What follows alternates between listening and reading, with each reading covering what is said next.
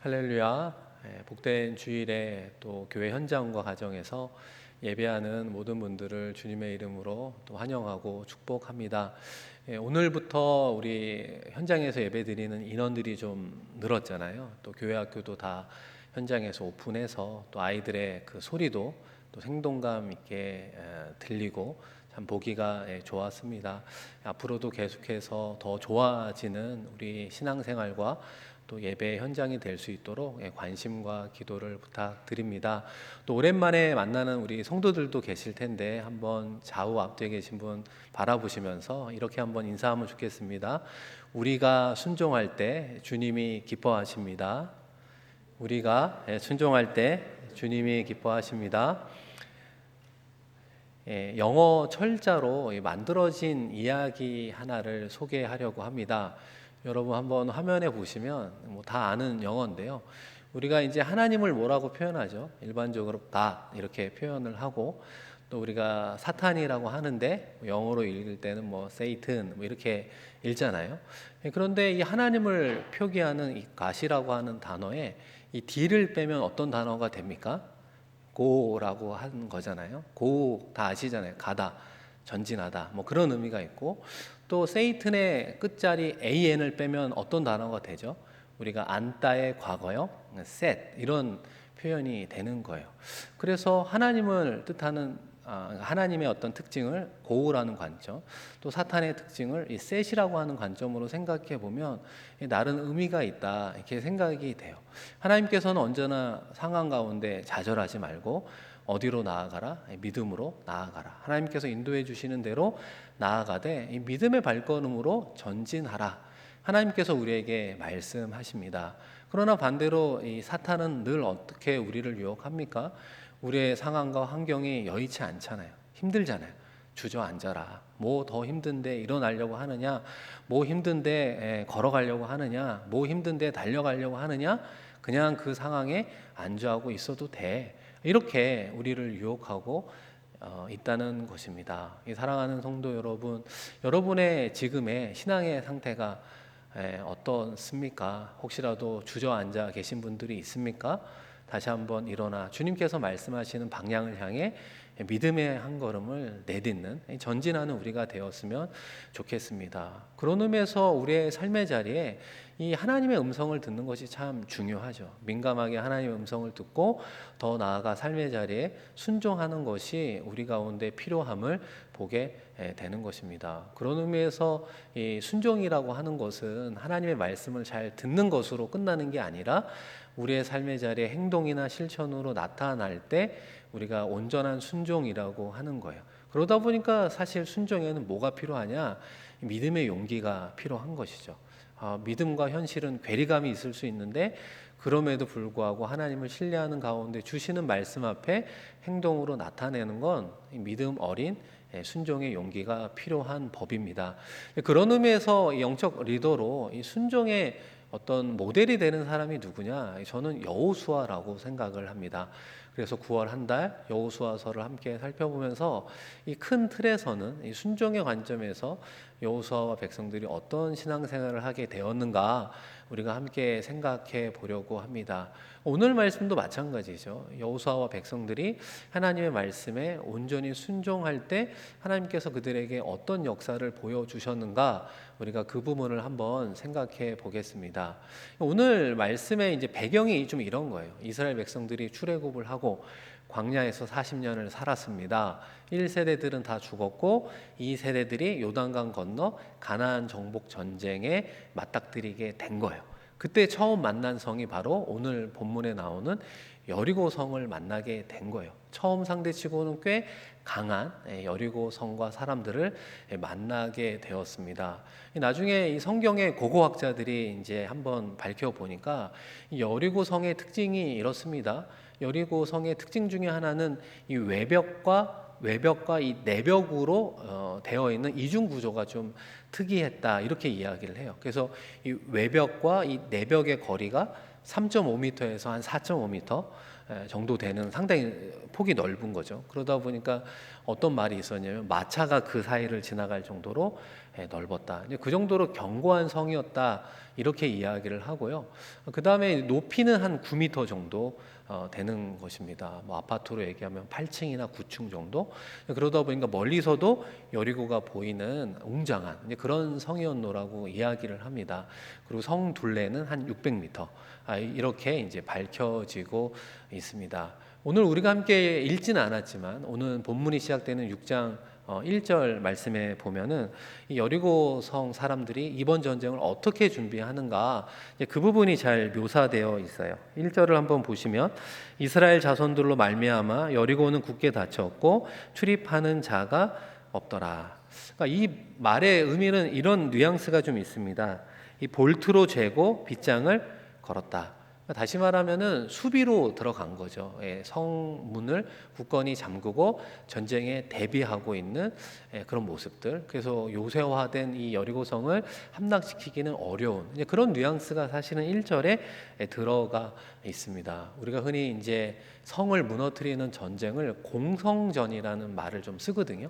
그래서 공성전을 할 때 초반에 무너뜨리면 뭐 당연히 일찍 끝나지만 장기전으로 돌입하면 누가 초조해하기 시작하냐면 이 바깥에서 공격하는 침략군입니다. 이 성 안에 있는 사람들은 먹을 양식하고 뭐 장비만 전쟁할 장비만 준비하면 사실은 오랫동안 버틸 수 있거든요. 그러다 보면은 이스라엘 백성들도 초조한 나머지 지나갈 수도 있잖아요. 그런 어떤 작전을 가지고 이제 준비를 했던 것 같습니다. 우리 사랑하는 성도 여러분, 요즘에 어쨌든 뭐 재택근무도 하고 집안에 이제 계시는 시간도 많으니까 영화도 많이 보시잖아요. 전쟁 영화를 보시면 특별히 이 공성전을 다루는 전쟁 영화를 보게 됩니다.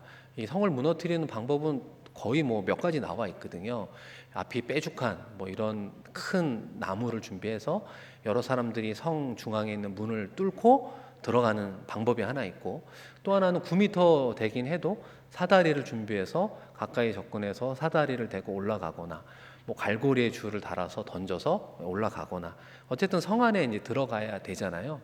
그리고 이제 간혹 어떤 게 있냐면 그 토성을 쌓는다고 합니다. 흙성이죠. 9m를 쌓고 9m 성에 다리로 연결해서 또 들어가서 점령하는 그런 방식, 아니면 땅굴을 파는 방식, 여러 개가 있어요. 우리가 알고 있는 그 트로이 목마도 어떻게 보면 공성전의 하나의 이제 방법이었구나, 이렇게 생각해 볼 수 있습니다. 그런데 오늘 본문 말씀은 우리에게 무엇을 이야기하느냐? 하나님께서 그런 방법을 허락하지 않았다라고 하는 거예요. 우리가 알고 있는 것처럼 6일 동안 하루에 한 번씩 돌고 7번째 날은 7번 돌고 함성을 지르라. 이런 하나님의 공성전의 전략을 여호수아에게 허락해 주었던 것입니다. 그런 의미에서 여호수아와 백성들이 하나님에 대한 신뢰가 있었죠. 믿음이 있었기 때문에 그 말씀대로 순종할 때 여리고성이 무너지는 하나님의 역사를 경험하게 되었던 것입니다. 그런 의미에서 어쨌든 하나님께서 그들에게 주었던 이 공성전의 전략을 좀 살펴볼 필요가 있는데요.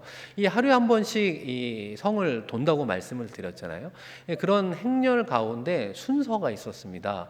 이 맨 앞에는 누가 서게 되냐면 무장한 군인들, 그 뒤로는 7 제사장이 7 나팔을 들고, 그 다음은 언약궤를 메고, 그 다음에 군사들, 백성들, 이런 순서를 정해서 여리고성을 돌게 되었던 것입니다. 그런 의미에서 이번 하나님이 주신 전략의 이 전쟁의 하이라이트는 무엇인가? 우리가 생각하기에는 여리고성이 무너지는 거라고 생각할지 모르지만 오늘 본문에서는 그 초점을 어디에 두고 있느냐? 여러분 6장 11절에 두고 있습니다. 이 부분이 핵심이에요. 우리 한번 같이 읽겠습니다. 여호와의 궤가 그 성을 한번 돌게 하고 그들이 진영으로 들어와서 진영에서 자니라. 아멘. 여러분이 11절 말씀을 볼 때 이번 전쟁을 실제로 하고 있는 이스라엘 백성들의 행렬의 포인트가 어디라고 여러분 생각됩니까? 11절 말씀을 보니까 여호와의 언약궤가 한 바퀴 도는 게 중요한 거예요. 여호와의 언약궤가 이 전쟁의 선두에 서 있고 그것이 하나님의 말씀에 온전히 순종하게 가는 것이 중요하구나, 우리에게 말씀합니다. 여호와의 언약궤라고 하는 것 아시잖아요. 하나님의 임재의 상징, 하나님이 함께한다라고 하는 것을 강조하고 있어요. 그러니까 이번 전쟁은 하나님이 앞서 가시고 하나님이 하시는 전쟁임을 언약궤를 통해서 이스라엘 백성들에게 보여주고 있습니다. 그리고 또 다른 특징이 일곱 제사장이 행진할 때 일곱 나팔을 부는 모습을 보게 됩니다. 이 나팔은 어떤 의미가 있느냐? 동일하게 출애굽기 말씀에 보면 한 20장 말씀에 보시면 이 나팔을 부는 경우는 몇 가지가 있어요. 근데 특별히 어떤 경우가 있냐면 하나님이 지금 오신다. 하나님께서 우리에게 지금 말씀하신다. 그리고 전쟁을 할 때는 하나님께로 모여라. 또 나팔을 불 때 돌격하라. 이런 어떤 의미들이 담겨져 있는 거예요. 그러니까 가나안 성전의 첫 전투가 되는 이 여리고 성의 전투의 포인트는 뭐냐? 언약궤도 하나님의 임재, 나팔 소리도 하나님의 임재를 동시에 강조하고 있습니다. 그러니까 이번 전쟁은 그 어떤 전쟁보다도 하나님이 함께하는 거니까 믿고 따라와 줘. 이렇게 하나님께서 말씀하고 있는 거예요. 그래서 여호수아와 백성들이 그런 부분에 대해서 순종하게 될 때, 다시 말하면 하나님의 임재와 백성들의 순종이 조화를 이룰 때 승리가 되는 줄로 믿습니다. 이것이 오늘 말씀의 요약입니다. 그렇다면 하나님의 임재와 역사는 하나님의 몫이잖아요. 백성들의 순종은 백성들의 몫이고 또 우리의 몫이라고 말할 수 있습니다. 그렇다면 백성들이 실제로 어떻게 순종하게 되었는가? 우리 이어지는 3절 말씀인데요. 너희 모든 군사는 그 성을 둘러 성 주위를 매일 한 번씩 돌되 엿새 동안을 그리하라. 우리가 좀 상식으로 아는 것처럼 6일 동안은 하루에 한 바퀴씩, 7번째 날은 7번씩 돌게 되는 거예요. 앞서도 말씀을 드렸지만 성 둘레가 한 600m라고 말씀을 드렸잖아요. 한 명이 이렇게 돌면 한 몇 분 정도 소요가 되냐면 한 20분 정도 소요가 되는 거예요. 그러니까 그렇게 오랜 시간이 걸리지 않는 거죠. 그러니까 한국 사람, 이게 성정이 급한 한국 분들은 한꺼번에 두세 바퀴 돌면 안 되냐, 그리고 그 다음날 쉬고 이렇게 하면 안 되는가, 이런 생각이 들 수도 있겠죠. 또 당장 결과가 보고 싶은 사람은 7일이라고 하는 시간이 상당히 지루하게 느껴질 수도 있습니다. 또 어떤 사람은 이렇게 한다고 무슨 변화가 있을까? 사실 이런 생각이 없지는 않았을 것 같아요. 그렇기 때문에 여호와께서 여호수아에게 내린 명령 하나가 눈에 띄게 됩니다. 여러분 10절 말씀인데 우리 한 목소리로 한번 같이 읽겠습니다. 여호수아가 백성에게 명령하여 이르되 너희는 외치지 말며 너희 음성을 들리게 하지 말며 너희 입에서 아무 말도 내지 말라. 그리하다가 내가 너희에게 명령하여 외치라 하는 날에 외칠지니라 하고. 아멘. 한 가지 단서라고 할까요? 성을 돌 때 철동 같은 침묵을 지켜라. 묵어내라. 아무 말 하지 말아라. 이렇게 이야기를 하는 거예요. 생각해보면 이스라엘 백성들이 성 한 바퀴를 도는 것은 큰 일은 아니지만 유별난 일일 수도 있어요. 사실 대단한 일은 아니지만 꼭 해야 되는 일이고 쉬워 보이지만 또 한편으로는 쉽지 않을 수 있는, 어떻게 보면 순종하는 데 있어서 약간의 텐션이 존재하고 있습니다. 사랑하는 성도 여러분, 여호와께서 백성들에게 왜 행진할 때 침묵하라고 했을까? 제가 보기에는 크게 두 가지가 있는 것 같아요. 하나는 여호와의 언약궤가 앞에 선두로 있긴 하지만 후미에 있는 백성들의 입장에서는 그게 보이지는 않잖아요. 그런데 앞부분에서 7 나팔 소리는 상대적으로 멀리 퍼지게 되어 있습니다. 그러니까 뒤따르는 백성들도 나팔 소리를 통해 하나님이 이번 전쟁에 우리와 함께 하는구나, 하나님이 함께 하시는 성전의 멤버로 우리가 참여하고 있구나, 우리가 기도하면서 믿음으로 동참해야지, 이런 반응을 보일 수 있겠죠. 아무래도 침묵하면 더 소리가 잘 들리지 않겠습니까? 그런 측면도 하나 있고요. 그 다음에 두 번째는 어떤 의미가 있을까? 아까도 잠시 말씀을 드렸지만 어떻게 보면 공성전의 전략치고 성을 한 바퀴 그냥 도는 방식의 대해서 어떻게 보면 좀 우스꽝스러워 보일 수도 있다는 것입니다. 하나님의 명령이어서 순종은 하긴 하지만 말을 하기 시작하다 보면 그 부분에 대해서 불평하고 불만, 때로는 비웃음, 이게 말이 돼? 뭐 이런 식의 반응들이 나오지 않겠습니까? 생각해 보면은 한 바퀴를 도는 거하고 여리고성이 무너지는 게 무슨 상관이야? 이렇게 이야기하는 사람들이 생길 수 있잖아요. 우리가 아무리 광야 40년을 보낸 사람들이라 할지라도 이거는 합리적인 방법이 아니지. 요즘으로 얘기하면 과학적이지 않는 이런 방식 아니야? 이렇게 누군가 불평, 불만, 그리고 그게 쌓이다 보면 원망이 되지 않겠습니까?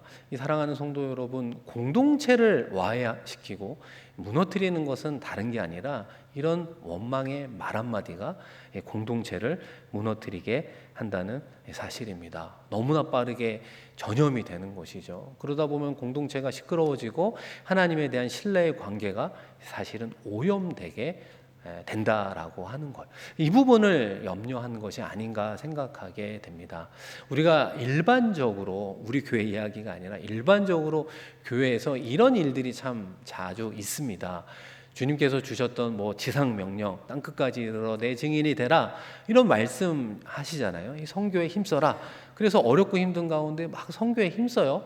그러다 보면 어떤 성도님들은 그래요. 아니, 우리 교회 안에도 구제해야 할 대상자들이 이렇게 많은데, 아니 외부의 선교에 이렇게 많은 물질을 써도 됩니까? 이렇게 불평하는 성도가 생겨요. 그리고 좀 시간이 흘러서 맞아, 믿음의 가정들에게도 잘해야지, 또 교회 공동체가 정해서 이번에는 교회 어려운 분들을 돕겠다고 하면 또 불평했던 분이 뭐라고 그러냐면 교회가 사회적 관심이 부족하다고, 교회 밖에 얼마나 어렵고 힘든 취약계층들이 많은데 그 부분들부터 도와야 되는 거 아니냐고, 이렇게 또 불평을 할 수도 있다라고 하는 겁니다. 여러분, 교회 공동체는 앞서 말씀드린 것처럼 이 하나님의 말씀의 원리에 순종하며 나아가는 공동체입니다. 그래서 우리가 기도해야 돼요. 어떤 사람의 의견, 담임 목사의 주장, 이걸로 가는 공동체가 아니라 하나님의 말씀의 원리에 순종하기로 마음을 모은 공동체의 결정을 따라 우리는 나아가고 있습니다. 그런 흐름 가운데 서로 다른 자기의 소리를 내지 말아야 된다는 거예요. 때로는 나의 생각과 다를 수도 있고, 때로는 마음에 들지 않는 일이라 할지라도 이 교회 공동체가 정하고 가는 그 메인스트림 안에 들어가 있다면 이 하나님의 뜻에 부합되는 이 묵묵히 순종하는 모습이 우리 가운데 이루어져야 합니다. 이 사랑하는 성도 여러분, 그런 면에서 우리의 신앙의 언행은 여러분 어떠하십니까? 혹시라도 나의 불평 어린 말 한마디가, 나의 불만스러운 말 한마디가 혹시 우리의 가정을 무너뜨리고 있는 것은 아닐까요? 우리가 섬기고 있는 구역을 흐트러뜨리고 있는 것은 아닙니까? 우리가 섬기는 교회 학교, 교회 공동체를 흐트러뜨리는 그 원인의 첫걸음이 혹시라도 믿음 없는 나의 불만, 나의 원망이 시작점이 될 수 있음을 기억해야 되는 거예요. 반대로 하나님께서 우리에게 주시는 귀한 마음처럼 이 순종의 모습 하나가요, 반대로 우리의 공동체, 가정과 구역과 교회 학교와 우리의 교회 공동체를 세울 수 있는, 그래서 하나님의 축복의 시작점이 될 수 있음을 더불어 기억하는 우리가 되었으면 좋겠습니다. 우리가 한 가지 더 생각해 볼 것은 이 백성들의 순종의 모습 속에 발견되는 하나님의 역사의 원리라고 말할 수 있는데요. 여러분, 그것은 무엇이냐? 순종이 하나씩 쌓일 때 하나님의 역사가 이루어지더라. 여러분, 하루 열심히 돌았다고 무너진 거 아니에요. 6일 동안 아무것도 안 했는데 7일째만 온전히 순종했다고 여리고성이 무너진 것이 아니었습니다. 처음부터 6일, 그리고 마지막 날에 7번 돌고 마지막 함성을 지르라 라고 하는 것까지 온전히 순종했을 때 비로소 여리고성이 무너져 내렸음을 기억해야 되는 거예요. 생각해보면 하루 돌았는데 금도 좀 가고 말이죠. 두 번째 날 돌았는데 벽돌 하나가 떨어지고 말이죠. 다섯 번째 날 돌았는데 문짝이 없어지고 말이죠. 이러면은 순종하지 못할 사람들이 어디에 있었겠습니까? 그러나 성경은 우리에게 무엇을 이야기하고 있습니까? 이 여리고성은 7째 날 마지막 함성까지 이루어질 때 무너졌노라 말하고 있는 것이죠. 그러니까 하나님께서 원하는 온전한 순종이 쌓일 때 하나님의 역사가 일어나더라. 우리가 그 부분을 꼭 기억해야 됩니다. 이제 다음 주부터 어머니 기도회도 시작을 하잖아요.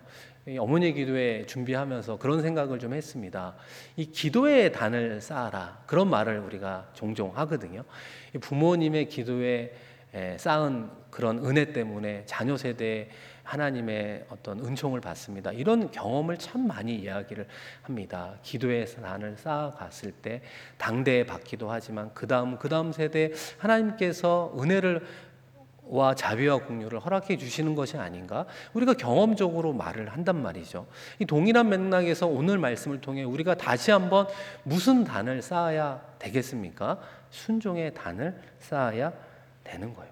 하나님께서 원하는 수준까지 그 순종이 이루어질 때 하나님께서 그 순종을 받으시고 하나님의 은혜를 부어 주시더라. 우리가 그것을 기억해야 되는 것입니다. 사랑하는 성도 여러분, 오늘 말씀을 통해 여리고성의 정복의 한 사건은 몇천 년 전의 하나의 사건으로 그치지 않아요. 지금 우리가 살아가는 신앙의 여정의 한 단면을 우리에게 이야기합니다. 그렇기 때문에 우리도 이 순종이라고 하는 부분, 이 주제를 좀 무겁게 생각하고 다시 한번 적용해 보아야 하는데요. 오늘 여리고성이 무너지는 이 사건을 통해 우리 삶의 자리에 크게 세 가지를 한번 더 적용해 볼 수 있습니다. 하나는 무엇이냐면 이 하나님의 입장에서 바라본 여리고성의 특징이라고 말할 수 있는데요. 이 하나님께서는 여리고성의 전쟁 가운데 백성들에게 뭐라고 이야기를 하냐면 진멸하라, 이런 표현을 써요. 남녀노소를 모두 죽이라. 어떻게 보면은 하나님의 참 무자비한 모습이잖아요. 사랑의 모습이 사라진 모습 아니겠습니까? 이 여리고성은 가나안 전쟁의 시작인데 그것은 하나님의 심판이었다라고 하는 거예요. 여호수아와 백성들이 가나안에 들어오기 600년 전부터 이 가나안 족속들이 그 땅에 살았습니다. 그런데 그들이 하나님이 아닌 우상을 섬기고 이때까지도 악을 행하여 하나님의 노를, 하나님의 어떤 멸시하는데 극에 달한 모습을 보게 된 거예요. 그래서 하나님의 심판의 때가 되었고 그 도구가 사실은 여호수아와 백성들이었습니다. 그렇기 때문에 진멸하라, 그 심판의 모습을 보여주고 있습니다. 그런데 여러분, 하나님의 심판과 동시에 무엇이 이루어지고 있습니까? 구원이 동시에 이루어지고 있어요. 오늘 읽은 말씀 가운데 어느 가정이 구원을 얻었죠? 기생 라합과 그 안에 머무는 사람들이 구원을 얻게 되었습니다. 우리 여호수아 6장 17절 말씀인데요. 우리 6장 17절 한번 같이 읽겠습니다. 이 성과 그 가운데에 있는 모든 것은 여호와께 온전히 바치되 기생 라합과 그 집에 동거하는 자는 모두 살려, 이는 우리가 보낸 사자들을 그가 숨겨 주었음. 아멘. 여러분, 하나님의 심판과 구원은 동시에 임하고 있어요. 라합과 그 가족들이 구원을 얻었노라고 성경은 우리에게 말씀합니다. 이 하나님의 구원과 심판의 사건이 반복되고 있음을 보지 않습니까? 창세기 6장에 가보면 노아의 홍수 사건이죠. 하나님의 구원과 심판의 사건입니다. 그런데 그때 누가 구원을 얻었습니까? 노아를 비롯한 8명의 가족만이 구원을 얻었다는 거예요. 하나님의 심판이 있다고 이야기했는데 시집가고 장가가고 세상 일에 정신 팔린 사람들이 결국 그 일에 아무도 반응하지 않아서 결국 그 당시에는 노아를 비롯한 8명이, 지금 여리고성의 전투 가운데는 기생과 그 속에 속한 사람만이 구원을 얻었다 말씀하고 있는 거예요. 이것이 우리에게 무엇을 처음 이야기합니까? 우리도 이 땅 가운데 살아가지만 이 세상에 속한 사람들이 아니라고 하는 영적인 각성 가운데 살아가야 되는 거죠. 예전에 한신교회를 개척하셨던 이중표 목사님인가요? 그분이 얘기했던 그 별세 신앙이라고 하는 게 그런 것 아니겠습니까? 이 땅 가운데 있지만 이 땅에 속하지 않는 신앙을 별세 신앙이라고 표현하고 있어요. 예를 들면 이런 거죠. 물질 없이 살아갈 수는 없지만 우리가 물질의 노예가 되어서는 안 되는 것이죠. 우리의 자녀들이 이 땅 가운데 좋은 교육과 잘 이렇게 하나님의 나라 일꾼으로 쓰임 받는 게 중요하죠. 그렇다고 자녀들이 부모의 우상이 되어서는 안 된다라고 하는 것입니다. 그런 면에서 오늘 말씀을 통해 우리가 첫 번째로 무엇을 생각해야 됩니까?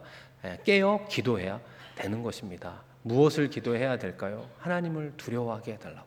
하나님의 말씀을 정말 마음속에 좀 무겁게 받을 수 있도록, 그리고 그 말씀을 어떻게 해서든 나의 삶의 자리에 순종할 수 있는 삶을 살아가게 하여 주옵소서. 그래서 이 마지막 시대 가운데 재림의 주님이 오시는 그때에 구원받는 가정, 구원받는 우리 싱가포르 한인교회 모든 성도들이 될 수 있도록 우리는 마지막 시대를 살아가고 있음을 다시 한번 기억해야 되는 것입니다. 새 하늘과 새 땅에 들어가는 것이 우리의 최종 종착지임을 잊지 않기를 주의 이름으로 축원드립니다. 이 두 번째 오늘 말씀이 우리에게 무엇을 이야기하는가? 여러분의 관심사라기보다는 일반 성도들의 이 오늘 본문에 대한 관심사는 앞서도 말씀을 드렸지만 여리고성이 어떻게 무너졌느냐라고 하는 질문에 대한 호기심이 많습니다. 특별히 이 남자 성도님들이 그런 게 많거든요. 그런데 이제 뭐 성경학자들이 이야기하는 방식이 몇 개가 있는데 그 중에 하나는 함성을 지를 때 이 헤르츠가 맞으면 이 벽돌과 부딪히면 이 벽돌이 무너질 수가 있대요. 표정을 보니까 물리학을 전공하신 어떤 목사님이 그렇게 얘기를 하시더라고요. 근데 그 헤르츠를 맞출 수는 쉽지는 않은데 그럴 수가 있대요. 그게 진동과 맞으면 무너질 수 있다. 저는 상당히 솔깃했는데 아무튼 좀 그렇게 이야기하는 분도 있고요. 또 어떤 분은 함성을 지를 때 지진이 일어나서 무너졌다.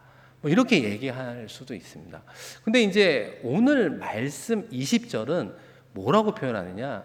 여리고성이 무너져 내린지라. 딱 이 표현밖에 없어요. 그 말은 오늘 말씀의 초점은 거기에 있지 않다는 거예요. 오늘 말씀의 초점은 하나님의 말씀을 믿고 순종한 백성들에게 초점을 맞추고 있다라고 하는 거예요.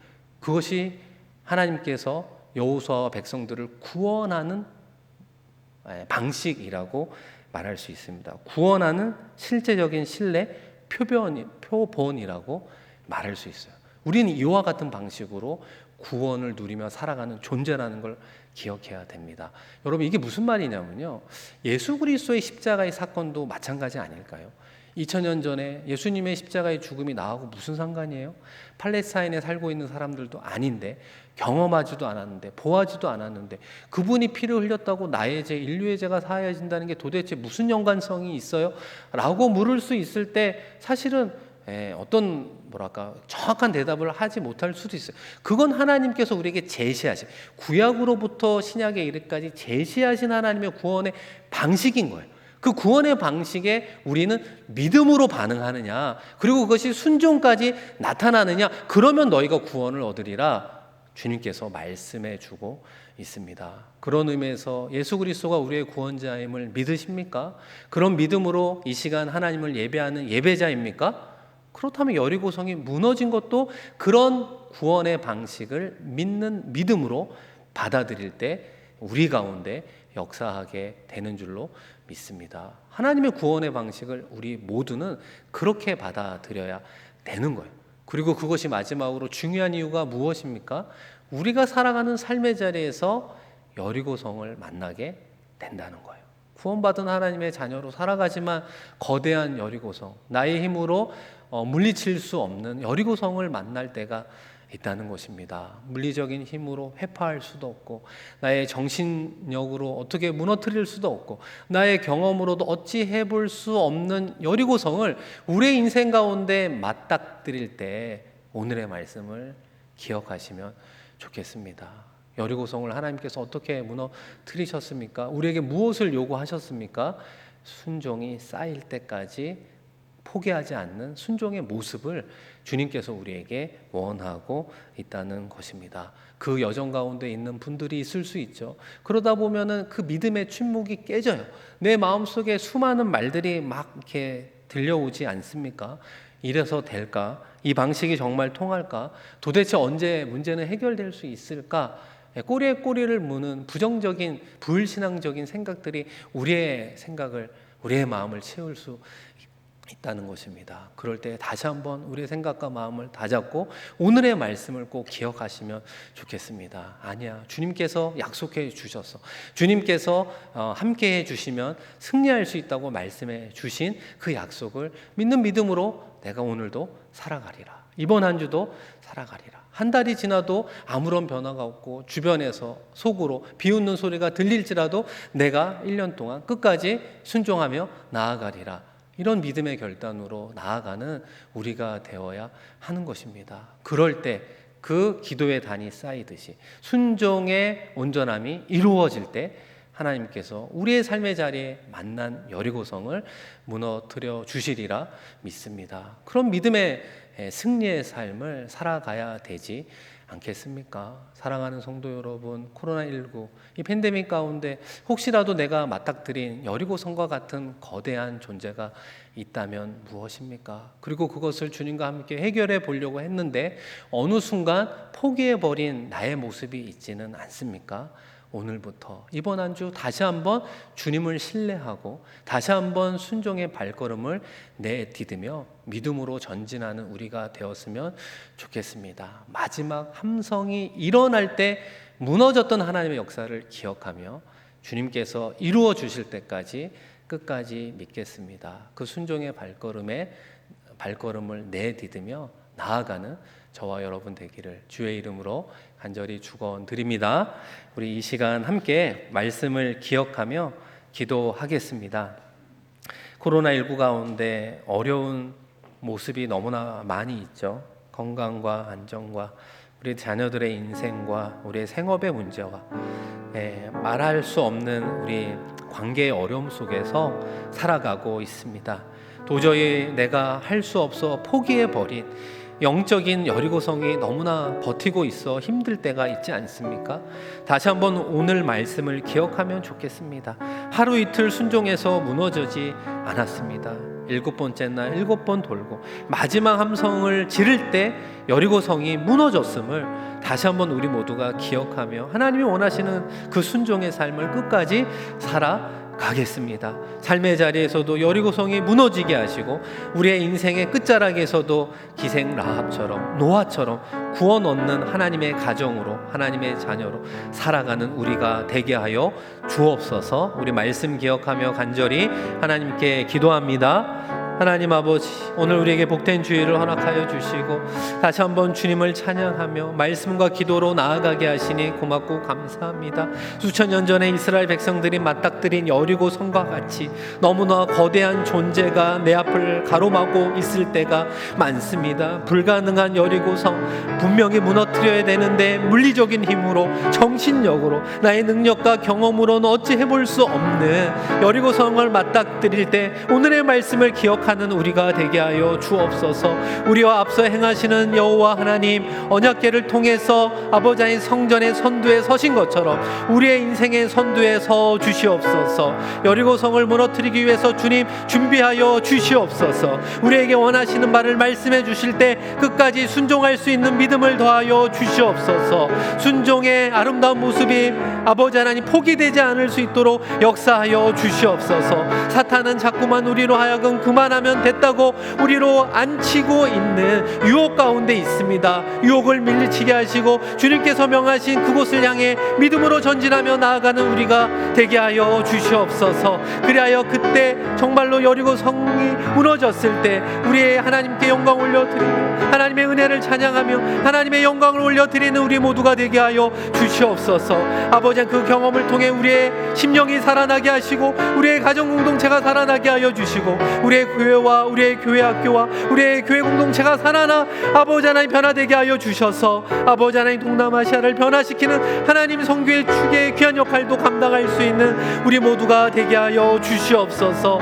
불평하는 말 한마디로 공동체를 와해하는 시작점이 되지 않게 하여 주시고 묵묵히 순종의 행동을 보임으로 하나님의 영광을 맛보는 그 시작점이 될 수 있는 우리가 되게 하여 주시옵소서. 우리의 삶의 자리에 순종하며 나아갈 수 있는 은혜 더하여 주셔서 순종의 끝자락에 예배하신 하나님의 선물을 경험할 수 있는 우리 모두가 되게 하여 주셔서 아브라함을 향하여 믿음의 조상이라 말씀해 주신 것처럼 우리의 믿음과 순종을 칭찬하여 주실 하나님을 만나게 하여 주시옵소서. 오 아버지 하나님, 주님 올려드립니다. 우리의 모든 가정 주님께 주시옵소서. 하나님 아버지, 코로나19 팬데믹 가운데 크고 작은 어려움 속에서 아버지 하나님, 믿음의 행보를 이어가지 못하고 주저앉으며 낙심하고 절망할 때가 많이 있었음을 고백합니다. 우리의 연약함을 주님 보듬어 주시고 다시 한번 일어나 믿음으로 순종하며 나아가게 하여 주시옵소서. 삶의 자리에서 맞닥뜨리는 영적인 여리고 성 앞에 때로는 너무나 작아지는 나의 모습을 보게 됩니다.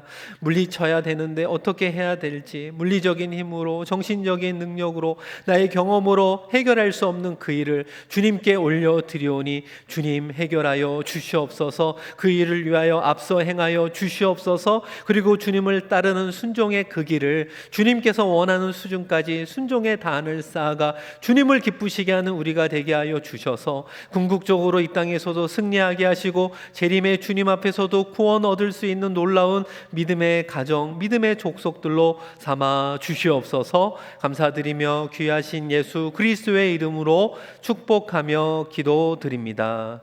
아멘.